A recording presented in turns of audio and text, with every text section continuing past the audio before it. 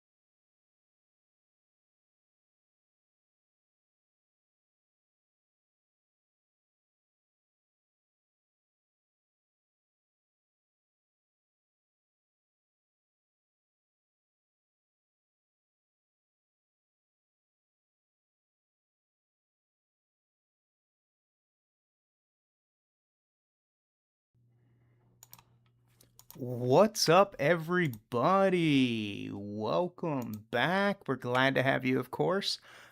Big week 6 coming in. We've officially reached the second half of the season, so pretty exciting time, of course, for the league. Really been off to a good start. Big thoughts so far is, the league, there were a lot of questions coming in, and we've made it through halfway. There's hope here. There's a lot of optimism for the league. It's starting to pick up more traction. People are starting to talk about it. We made it through week 5. Of course, we would have hoped to have that interaction a little earlier in the season, but, we get what we can. So things are looking up for us, I would say. It's going to be a great week of football again. So I'm glad to have you with us today, of course.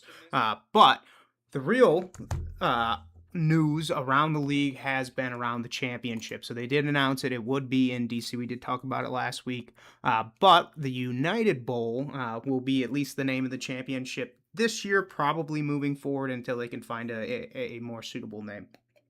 But on that note, should be pretty exciting. It's a good venue. The Beer Snake, if DC's there and how they're looking so far this year, they probably will be. Expect the largest Beer Snake in history. So it'd be a good time for those in the area. Excited to show up. I'm sure it'll draw in some fans, especially from the other team that does make it. So that'll be a good time for everyone. Really optimistic to see how it goes. As I said, the United Bowl I'm excited. Great venue, great fans, great team, especially if they make it. And that's one thing with previous years in the championship. The Battlehawks didn't make it, wasn't great. Um, and we really did miss out because, their fan base didn't show up. It was basically a ghost town every time the game was being played. And it was so quiet every time the trophy is going up. Pretty unfortunate, of course, for the players at that time. But that's all right. So now we'll take a look back at last week. So week 5, and those of you that might have joined the stream last week, I said that this was probably one of the more predictable weekends that we'd have across the league.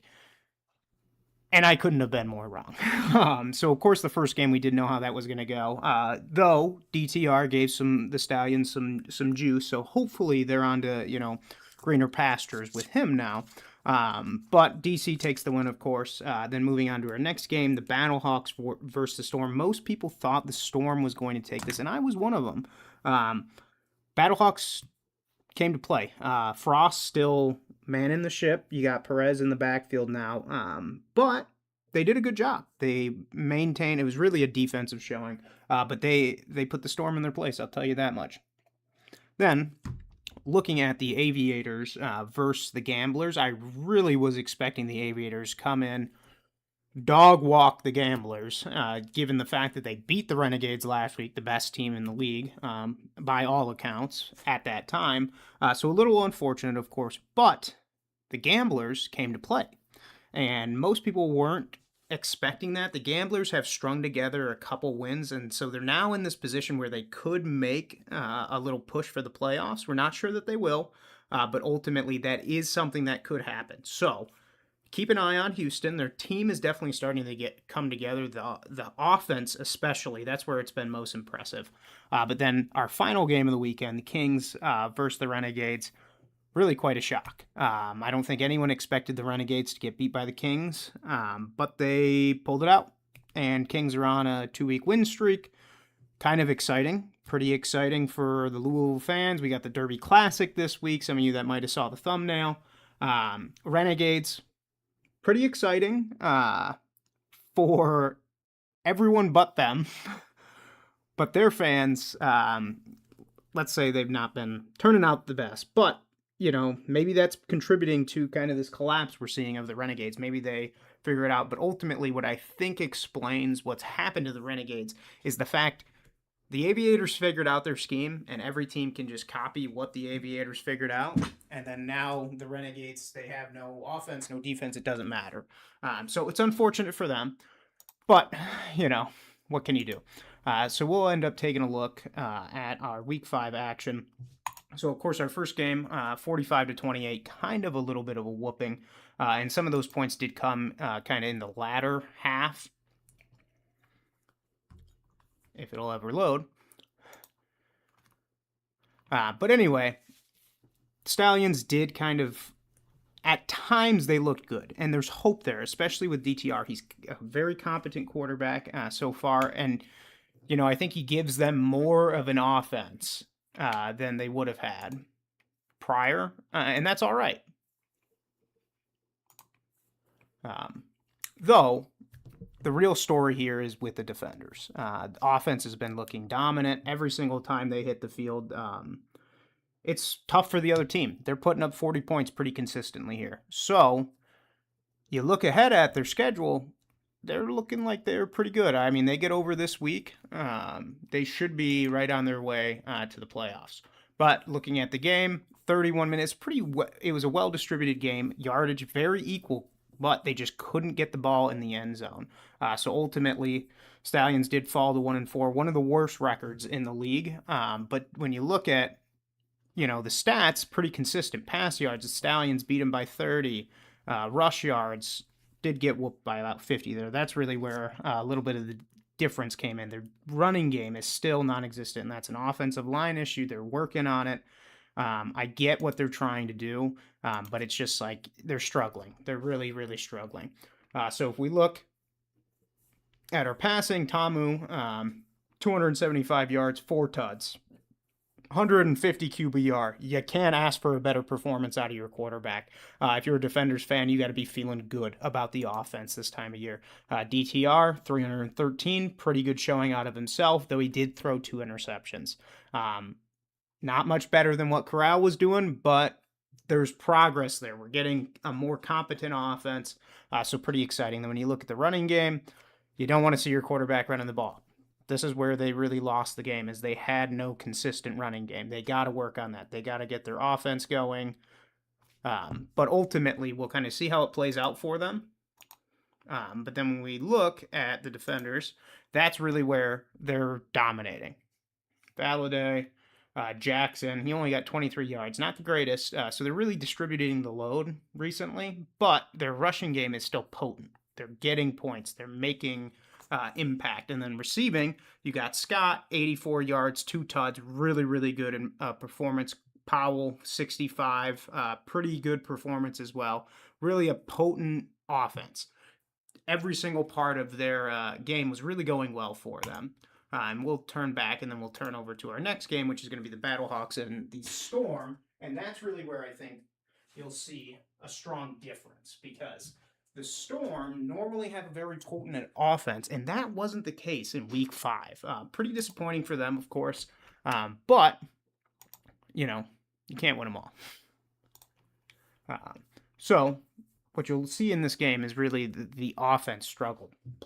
Plummer struggled. Defense was decent, kept him in the game, certainly, but ultimately not what you want to see Week 5 midseason. You know, you'd hope for a more potent attack, but that just wasn't what was happening. So, unfortunately, we did not get to see that. But if it ever loads, we will see some stats on that.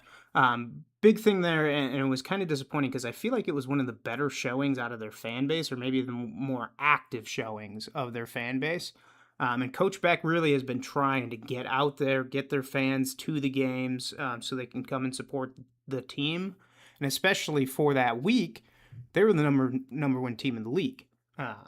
And what happens now, you get that loss. Does D string along a couple more losses? How do the fans react? And those are questions, certainly, for the Storm. Hopefully, everything works out for them, but there are definitely questions there for the Storm. This is never going to load. So, we'll move on.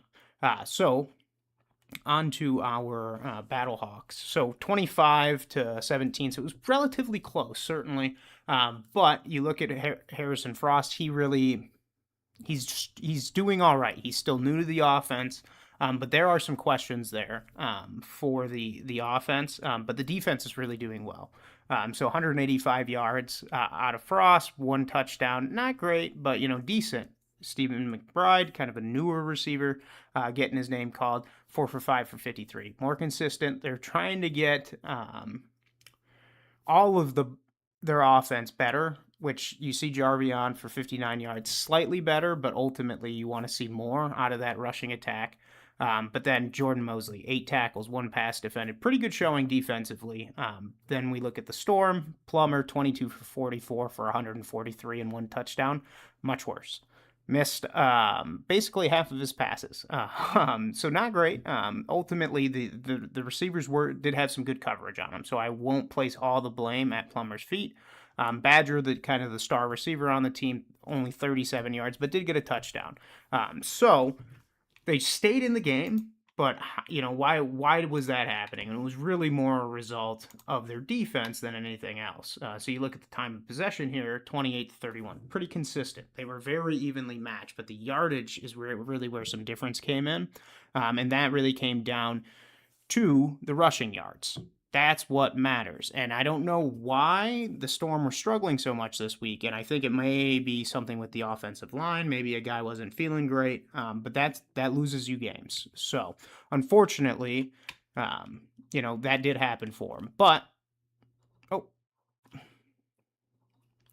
we did have 2 turnovers. So that did happen. So, unfortunately, Frost is still, working on it, is still stringing it together. So 2 interceptions, you want to work on that. That's your turnovers right there, 64 QBR. I wouldn't be surprised if Perez makes a showing. Second week, he's starting to learn the offense, I'd imagine. But ultimately, he's basically a coach. So what's your long-term answer? You might not have it, but they're trying to win games and keep themselves in this playoff race.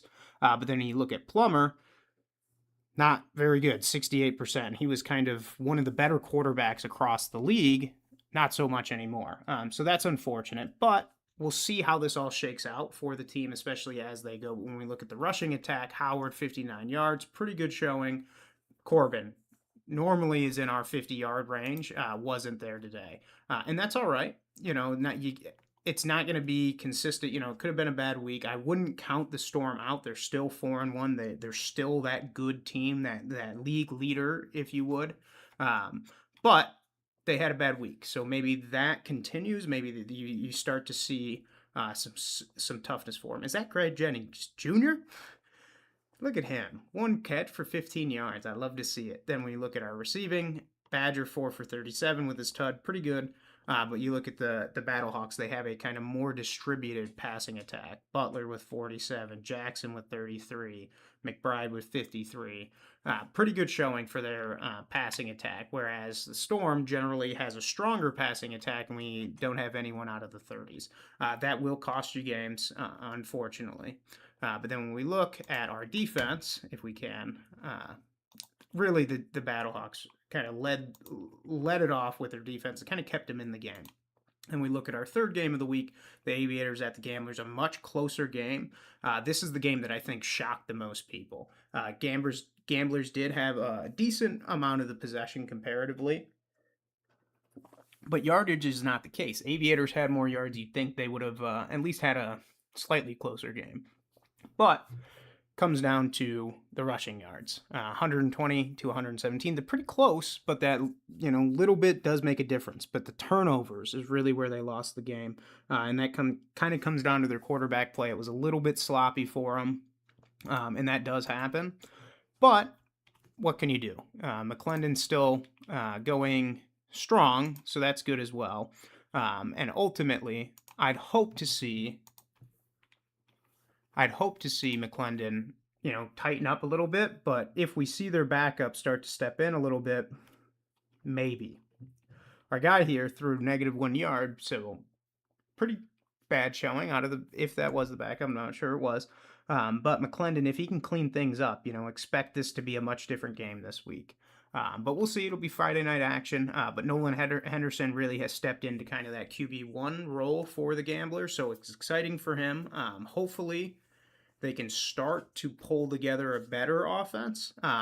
Ultimately, it's not been the most prolific, but they're sitting at 2-3. They could, if they win a couple games, maybe go on a little bit of a run here. And if that happens, the league might be taken by shock. But I wouldn't say I'm counting either of these teams out. Give it 2 weeks. Maybe both of them win 2 games in a row, then we're looking at a completely different standing across the league. Rushing attack, pretty evenly matched. Henderson, though, you don't want to see your quarterback being the number 1 rusher. McClendon's the number 3 on the Aviators. We don't like to see that either. But we want to see more prolific rushing attacks. The teams that are doing well in this offense or in this league are getting very, very good performances out of their running backs, and unfortunately, that's not happening lately. But we can hope that, they kind of tighten things up and steer the ship better. But then when we look at our receivings, we got Keys, Mack, both sitting around 42, 43 yards. Kirkland for 32, pretty good. And then White for 29. So decent out of the Gamblers. We want to see those yardages pick up. And the Aviators as well. Both of these teams really struggled to get the ball into the end zone and score touchdowns. Both of these teams, I wouldn't be surprised if they end up kind of in the lower half of the league, once the season's all said and done. But I do think there's a lot of hope here for these teams. But that doesn't always happen. If we can, once things are done loading, we'll look at our final game, which is the Kings versus the Renegades. And that game was a big shock as well. Don't get me wrong. Renegades were kind of a large favorite heading into the game, especially how the Kings had looked this season. But they came to play. And when a team does that, the league gets put on notice. And that is kind of what happened, which was almost most surprising. When you think about the Kings, you really think of like a relatively weak, not weak, but let's say inconsistent passing attack, inconsistent defense. You know, they've got good players. They got a lot of these players of the week, but it doesn't really come together for them. And that's where I think they've really struggled as of late. And unfortunately, you know, you hope that with a team, you know, there's a lot riding on that team. The city's behind them, but not always do we have such a good showing out of the folks kind of behind the team. Or not, I wouldn't say behind the team, but more the fan base. Those really instrumental to kind of how the team's been operating. But looking at the Kings, Renegades 47-25. No one expected such a whooping, and that's really where I think a lot of people were shocked. But we had about a more dominant, let's say, showing out of the Renegades when it comes to yardage, time of possession, passing yards, rushing, not really rushing yards. And that's something where I think there was some weakness this year for the Renegades. You know, they had been struggling, but there is hope for them. You know, they're starting to clean things up, definitely. And where I'd be excited for the Kings is that they finally seem they've got their rushing attack, their rushing game down. They're starting to get their quarterback play down. The guy that was playing, you know, this is really his first week starting.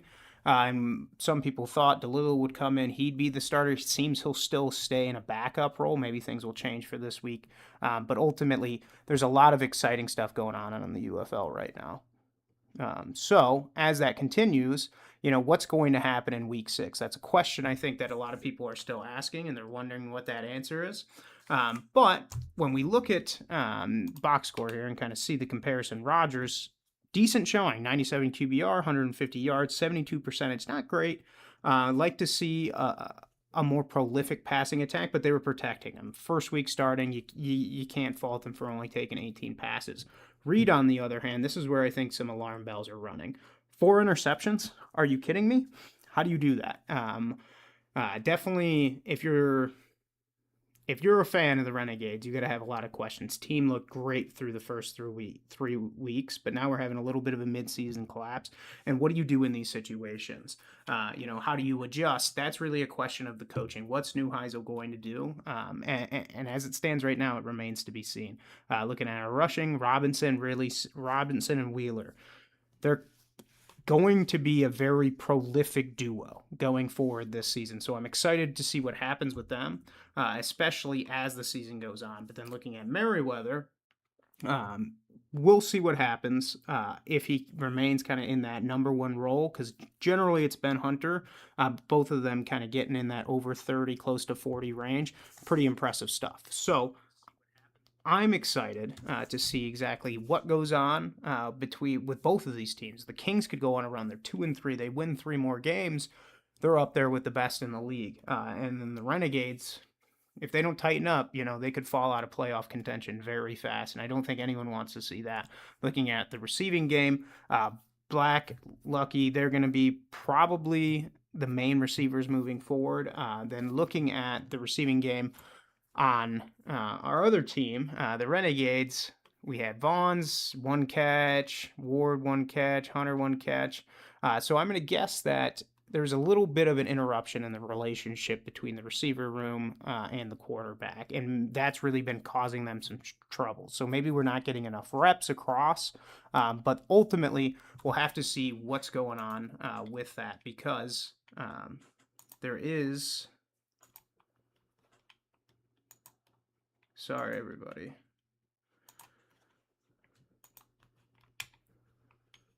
I'm not sure what's going on here, to be honest with you. But you can hear me.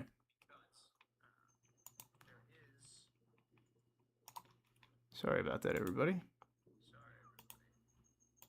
I'm noticing now you're not tracking my screen. Little bit of a technical issue. Okay, this is what we're going to do.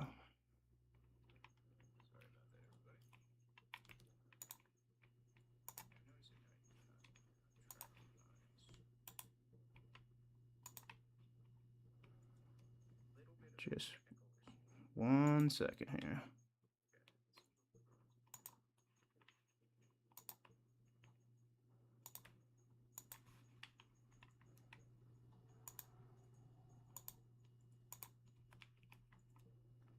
Okay, I'm unsure.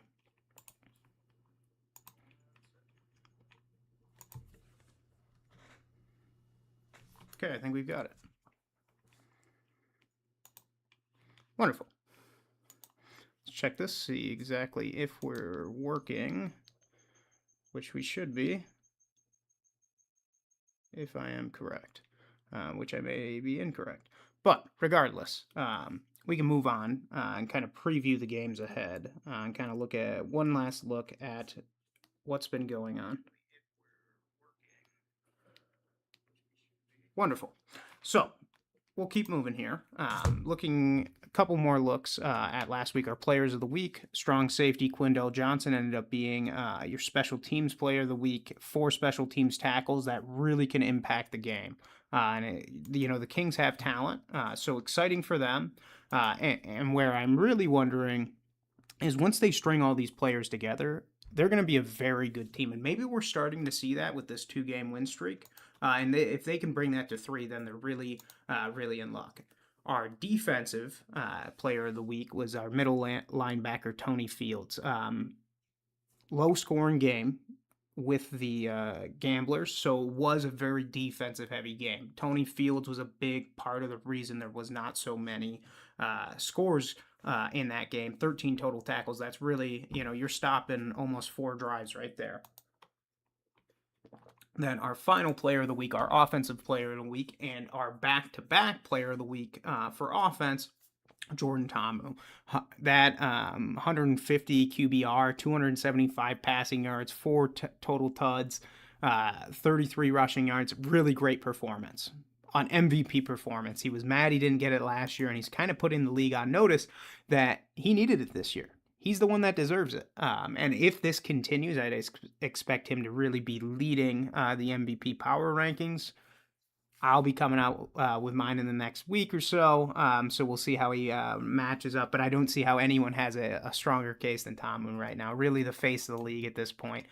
Done well. But when we look at the passing leaders, or our passing yard leaders, for week 5, Austin Reed's still leading the way. Jack Plummer right behind him. McClendon behind him. And then Ta'amu right behind McClendon. So sitting in that 4 spot. But really expect to see that get a lot higher over these next few weeks. He starts putting together yardage like he did last week, 250 yards. You're going to jump a lot of these spots. Jason Bean, now his backup sitting behind him, and then Matt Corral, another backup behind him. So Harrison Frost. So really, this ranking's pretty wide open. It's going to be between these 4 for the rest of the season, unless something happens to McClendon. So I wonder who's going to be the first one to 2,000, or if we'll get even a 2,000-yard passer this year. But looking at our passing touchdowns, Reed, he's got so many yards. Of course, he's got so many touchdowns. Plummer the same. Ta'amu stepping ahead of McClendon, and that kind of shows just how hard it's been for the Aviators to tap in these scores and get in the end zone, whereas Harrison Frost already has 5. He's been playing like 2-3 weeks. So we'll see how it shakes out in the middle of that ranking, but the top 3 I do not expect to change. Plummer's probably going to fall behind Ta'amu, but we'll see how this week goes. Then we look at receiving yards. Vaughn's only for 399. Didn't have a good showing last week. We'll see if that gets better between Reed and Vaughn's. We'll see. Hakeem Butler probably going to take the dominant spot of the league this year for receiving. And I wonder when they'll hit. We'll see a 500-yard receiver. Could be this week, could be next week. But I don't know if we'll see a 1,000-yard receiver this season, unfortunately. Might be one of my overreactions. Then we look at Elijah Badger. He might be climbing up. Lucky, though, start to see Lucky climb up this list as well. And we look at our reception leader, Tyler Vaughn's 29 yards. Mickens, 28, but not the most yardage. Kind of a smaller passing attack, especially last week. I'd expect Mickens to step up. Roland as well, really kind of more short game. And then we've got Justin Hall. And then Tate Martin kind of been muted the last few weeks, so we'll see if that steps up, but not so much. Looking at tackles, Tony Fields, Jaheim Thomas, 40 yards. It's pretty good. Then looking at Tizino 36. So we got some decent defense, and defense has really been kind of leading the league, or really been the high point of the league so far. Cam Gill with 5.5 sacks.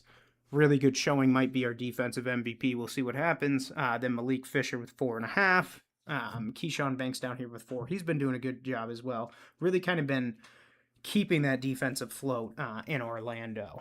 Now let's look at viewership. So we're sitting at about 631, which is kind of the average for the mid-season. And really what's bringing this down is the Fox games. And not just the Fox games, but when the games are on NFL Network or on FS1 and all these niche networks that nobody can really knows and can track, we're not getting as strong a viewership.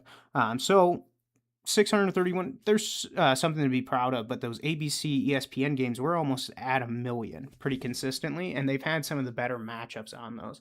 So viewership, we'd like to see it stronger, don't get me wrong, but we're definitely ticking up. And a little 3% increase compared to last year, so that's a good sign. We'd like to see that up to maybe 15, but, it's a long season, but it's week 5. We're really starting to pick up traction. I think people are really hungry now for football, especially after the draft. But there's a lot of competition. Then looking at our attendance, not the best showing out of the Stallions. It was kind of not alarming, but we had a really good showing the first week. Then week 2, or not week 2, but the second game that we had, not great, unfortunately. But then the Renegades, I think we're starting to see more of our average numbers, or maybe the bottom numbers. So Gambler's sitting around 5,000. I think that's probably what you can start to expect. Storm 9 to 10,000. That's probably what you can expect as well consistently. Stallions 8 to 9, which is better than what they used to have. And so overall, we're still doing better than what it was last year. But ultimately, you'd like to see these numbers kind of tick up. But we didn't have some of our stronger fan bases this week. So next week, I expect we'll see more out of the Stallions. Hopefully, out of the Stallions. With almost winning last week, or I guess not almost winning, but a close week last week, with the chance to win again. I'd expect a better showing out of the Stallions. Then you've got the Renegades. We'll see what happens. I'm optimistic. But now we're going to take a look at our power rankings. So, kind of our official ones here. Leading the league, DC. Should be no question. I don't know how you could. Orlando sitting in that 2 spot. I think that's more a result of the 4 wins that they have. But they get another loss. I wouldn't be surprised if they kind of fall down these rankings. Battlehawks sitting in the 3 spot. I think it's justified. The Renegades have looked bad over the last few weeks. So not bad to have them there. Then the Kings sitting in the 5 spot. Now, this is highest they've been so far, and I think it's justified. Gamblers probably should be lower, but, I'll give them the 6th spot. Aviators in the 7, Birmingham in the 8. I think those 2 spots are pretty justified. Aviators had some sparks, but those have kind of fizzled out, unfortunately. So we'll see what happens and what's ahead for these teams. But now, we like to compare it, so we'll take a look at RJ Young's over in our Fox Power Rankings. So, of course, right off the rip, first 2 are going to be the same. First 3 is the same. Number 4 all the way down to number 4 and 5, still the same. But this is where I think I agree more with RJ's power rankings than I did with the official ones. Aviators down in the 6th spot as opposed to the 7, probably more justified, with Houston down 1 as well. And ultimately, Houston's up a spot from where they were last week. But, Birmingham, they could climb this. I think these bottom 4 spots, you're going to see a lot of movement over the next few weeks, especially as these teams start to show where they are. But if we see, Dallas against DC this week, if one of these, depending on this, DC wins, they're going to stay up at number 1, probably will for the rest of the season. But if Dallas wins, they're going to take that number 1 spot. And then you'll start to see really some parity in the league. I don't know how you'd have Orlando above Dallas or DC, depending on who wins that game. But I feel RJ might be cooking here. Our boy really has. I think he's really on something here. Birmingham in the 8th spot, pretty good. They had really good odds to win the title for the first 3 weeks, but now they're sitting at 1,800. Not the best. You'd like to see a better shot for your team if you're a Birmingham fan. But it's kind of more a result of the times than looking at the Gamblers sitting in that 7 spot. Probably a better position for them than the 6. Then we got the Aviators, 2,200 odds. Couldn't be me that placed a bet on that. And it's really just tough. McClendon getting sacked 14 times this season. He's really taken a beating. The offensive line needs to protect him, but also his wide receivers and his running backs really, when they get the ball, they need to take that opportunity. Then you got your Louisville Kings sitting in that 5 spot, very justified, with plus 4,000 odds. I honestly probably a good bet right now. They're on a little bit of a heater, and this keeps up. They got a lot of talent on that team. Renegades sitting in the 4 spot, still got 300 for their odds to win, and I think that's justified. It could have been just 2 bad weeks, but they also may be collapsing. Hopefully not. But we'll see what the future has in store for them. Then looking at St. Louis in the 3 spot, pretty justified here. 650, I think that's probably justified. They're really a regular season talent, and it seems like already, and we're at week 5, and they're trying to string it together. So it makes me question, do they have what it takes to go all the way? Maybe not. Then we got Orlando. They're sitting at 320. They do got good odds to win, but after what we saw last week, I think there's a lot of questions, and I think they're justifiable questions because, they going 4-0, and maybe that's tough. Winning 4 weeks in a row, it's tough to win a game, and they lost. So how does that match up? Do they keep winning? Do they keep losing? And I think that's really where you start to see their season story get written. Defenders gonna earn that number 1 spot every single time. It's justified as well every single time as well. So talented. They're coached well. They're playing well. But now we'll turn over and look at our ESPN power rankings. So they are sitting at 1 with DC. That's going to be classic. They were number 2 in the previous power ranking on this one, which a lot of people had them in that 2 or 3 spot. Orlando sitting in the 3 spot. But now are in the 2 spot. Probably justified. They did lose, but probably shouldn't have moved up like they did. And then Dallas Renegades in that 3 spot. Everyone's going to have them. Actually, that's a surprise having the Renegades above the Battlehawks. ESPN taking some hot takes here. Oh my gosh. Compliments of our boy Matt Willis. Thank you, Matt. In the 4 spot, the Louisville Kings. Now, I think this is a little high. Don't get me wrong. The Battlehawks have played a tough schedule. Kings, I don't know that they have. But ultimately, we'll see what happens. They were in the 6 spot previously on this list. They're sitting in the 5 spot on all the other lists for the most part. In the 4 spot, maybe a little high, but they're hot. They're hot right now. In our 5 spot, we've got the Battlehawks, probably a little too low, I'd say, for the Battlehawks. If you could switch the Kings and the Battlehawks, I think that's very more justifiable list. All the other ones had them in the 3 spot, which may be a little high, but ultimately, they're a good team. It's just their offense is not good. Birmingham in the 6 spot. Now, this is, I think, questionable. I probably have them in the 7 in my list, but ultimately, I think it makes sense. I can understand why one would have him here. Especially with DTR, he really put some excitement in the team. Then our 7 spot being the Aviators, that's pretty consistent across what we've seen. Having the Gamblers in the 8 spot, I think, is surprising, especially the fact that they beat the Aviators. But these 2 teams are definitely our probably worst teams. Stallions, I think, can turn things around.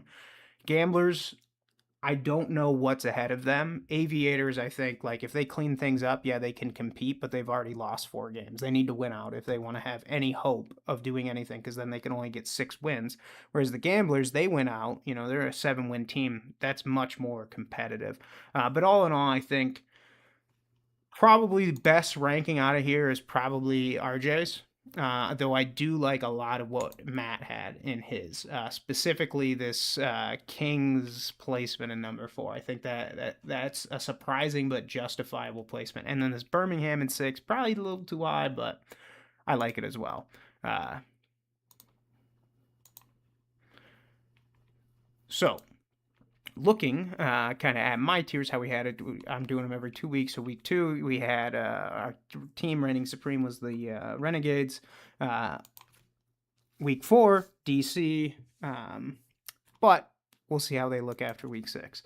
So let's look ahead at the week 6 action that we have. So our Thursday throwdown, we've got really the Derby Classic. I'm very excited about this. If this becomes a tradition in the UFL, I think there's a lot to be excited about, especially as we look and see the future of the UFL as it starts to take shape. Then our Friday night football game, a rematch of the Gamblers versus the Aviators, and I think the Gamblers may lose this game. I wouldn't be surprised because the Aviators are looking dangerous if they can clean things up, and McClendon's been taking a beating, and if he plays well, the team does well, so I'd watch this game to see what happens. I wouldn't give it to the Gamblers just based on last week. And it's tough to win a game 2 weeks in a row against the same team. Then we got the Saturday Showdown. This is our game of the week. I think this is the game people have been wanting to see since week 2, since we saw what the Renegades had. And then once we saw that DC wasn't, just their week 1 showing. So this is our game of the week. I'm really excited about this. This is really going to show us how the talent compares across the league. And if Reed shows up and Vaughn shows up as well, we could have a close game.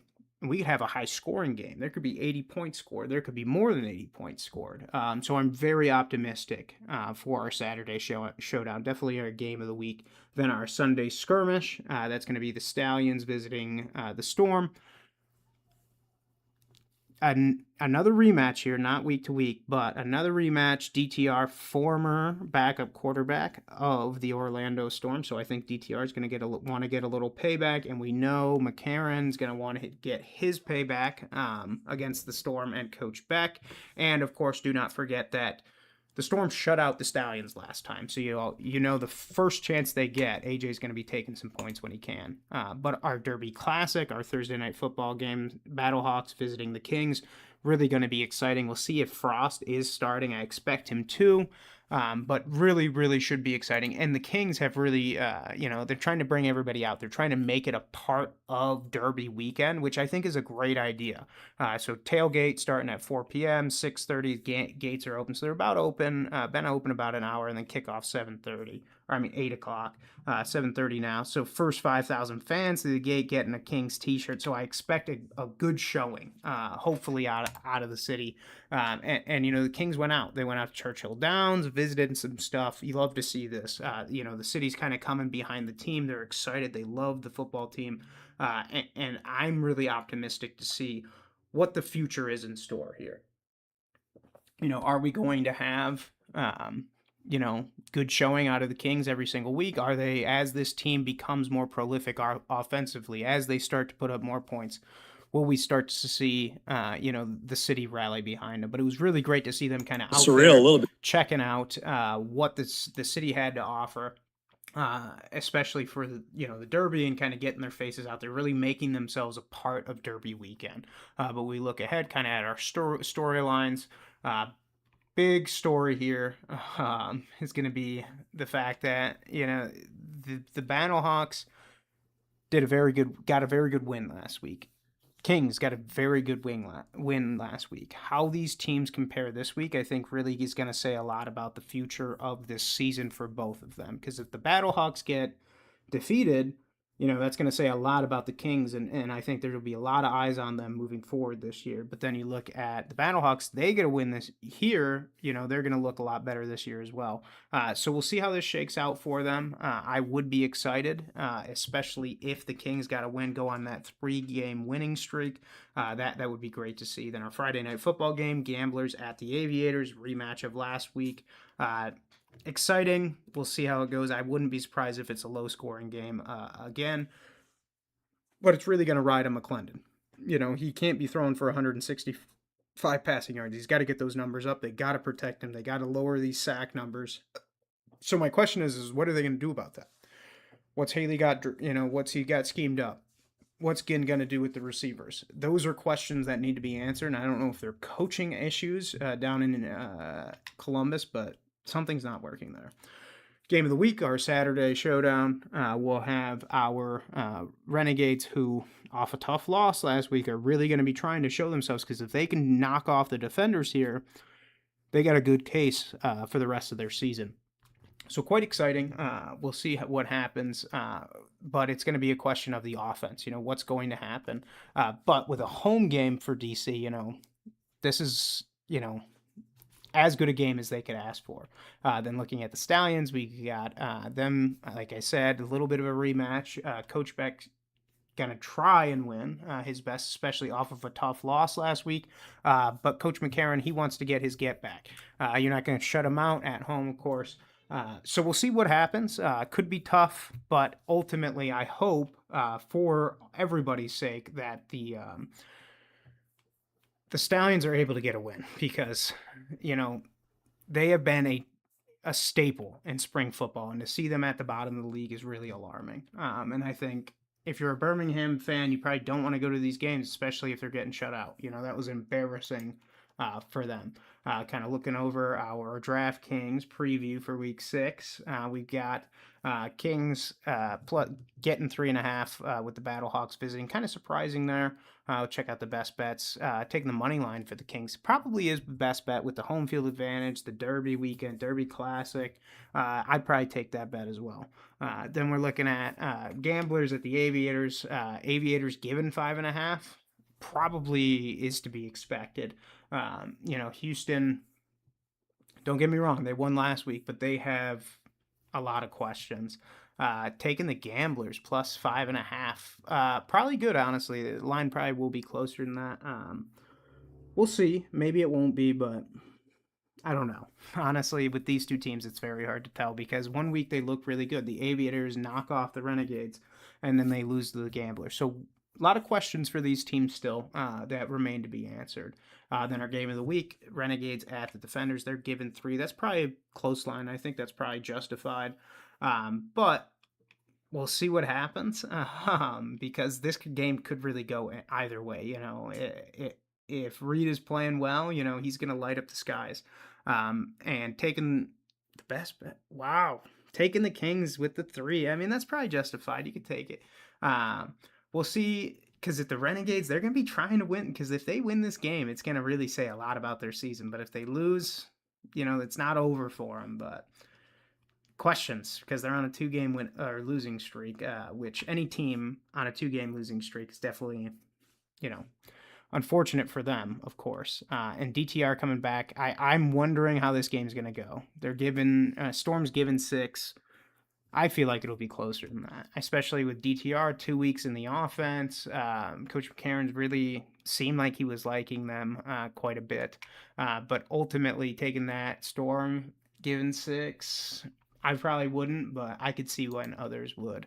And then looking at our money lines, ooh, plus 164 for the Kings. I got to take that. That's a good one. Then our Friday Night Football, plus 215 for the Gamblers.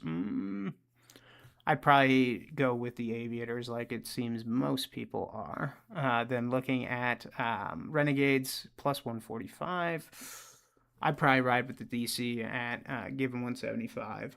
Then we're looking at Stallions and Storm. I'd probably take the Stallions at 220 if I'm to be honest with you. That seems like the best look for them. But now I just did kind of want to recap kind of what our headline would have been, what our headline was for last week, which I have somewhere, just one second, and then kind of look ahead. Really exciting week, of course. Did have a few more thoughts for us just on week 5. It was kind of interesting to see how everything went with everything. So we'll kind of recap just one more look back at the week 5 action, just crossing over the midpoint. It's always exciting. But when we look at kind of the best week, who had the best week 5, really, I think it was the Kings. Taking that win against the Renegades said a lot about the team, and I think that really motivates them to do a lot more than you would expect. And I think they were very excited. What's going to happen with their team? What's the future of this team have? And I think for their sake, they're very, very optimistic to see kind of what could happen for them. And on that note, I think I would be excited for them as well. So, looking at kind of what I thought the headline would be coming out of week 5, now that we know what our week 5 won, or I guess our best week in sports was the Kings, but our worst week in sports was really Coach McCarron. You know, coming off 2 hard losses, worst team in the league by the looks of it. Not going to be great. Really, really not going to be great. Then when we look at what we have for some concerns we've got, big thing for me with the Kings, we've got the defensive backfield. You know, you got to tighten that up. Less passing yards, less touchdowns. You got to give up less. And ultimately, they might, but so far it's not been the case. Then looking at Houston, their defensive and offensive consistency. Like, they have the ability to score points, but they look like they have no idea what they're doing when they're doing it. So please hope that they can kind of clean things up, because if they can, you know, they might be able to go on a run. Then looking at Orlando, really some questions there with their offense. I'd like to see some improvement, because even when they did go 4-0, you know, the offense had questions. You know, they weren't the most shocking offense on the field, and ultimately I think that's cost them, you know, throughout this season, or at least last week it did. Then looking at Birmingham, their offense, like, DTR is giving them some juice, but if he doesn't do it, you know, what's going to happen? You know, because the offensive line issue still remains. So I get it, DTR can run around, he can dodge these sacks, but, you know, at the end of the day, your offensive line is keeping you from having a running game. Your quarterback's getting hit. You know, they got people all up in their face. And then on a similar note, with the Battlehawks, their quarterback play's been pretty bad too, and that's another offensive line issue as well. You know, Frost is taking hits, he's throwing interceptions, and it's like, you got to clean that up if you want to make a run to the playoffs like they do. Though turning to DC, pretty much no concerns with them. They've been pretty good this year. I won't lie. If they can continue what they're doing, I wouldn't be surprised if they walk away with the championship. But then when we get to Arlington, I think they're literally having a collapse right now, and it's alarming. You know, they really look good out of the start of the season, but there's been a lot of questions for them lately. You know, that offense is struggling, that defense is struggling. What can you do? And finally, with the Aviators, quarterback play's got to get better. I don't know if it's because McClendon's getting sacked all the time. I don't know what's happening, but like, their team, their offense is just really struggling. Their defense is doing all right, but so far, really, a lot of questions remain for the team. So, you know, I'd like to see and like to hope that things can be better, but so far, you know, things haven't been that way. And then kind of recapping what I thought the headline would be, I think DC dominating the champ. And you know, that happens. And then Arlington sliding to the south, and they have been. You know, they've really been struggling. And I think that's unfortunate for the team. It really is. You know, you want to see them be more prolific, but Arlington is having a collapse. You know, what's going on there? You know, is it quarterback play? Is it defense? And I think it's a little bit of all of it. And I think if you're an Arlington fan, you really have a lot to be concerned with. But my final point I just wanted to wrap up with is what I think this week's headline would be. And I think coming in with the Derby Classic, really, you know, 2 wins back to back. I think the Kings are going to really win the Derby here. You know, they're going to ride away on the Battlehawks, take that win, go into 3 wins in a row, and I think they'll climb up all the power rankings if they do that as well. Then looking at our bad headlines, I think the Stallions are going to miss the start, and ultimately they'll kind of come into a worse situation than they are, and they might have a more justifiable place at the bottom of the power rankings. But we'll see what happens. You know, I think it'll be a great week of football ahead, and I think, you know, I'm not minding these Thursday night football games, but I would like to see kind of some more consistency in the game so we can really get some more consistent viewership. But I'm happy regardless. And football's been great this year. People are starting to catch on. I hope you've been enjoying it. And I just want to say thank you for joining the stream. Always a pleasure having you with us. And I hope you enjoy this week of football. So thanks again. Have a great week 6 action. And we'll catch up with you in a couple days to kind of recap week 6, see what we have ahead, go over our MVP power rankings or expectations. We'll see what happens. But regardless, have a great weekend. Thank you for joining us. Bye now.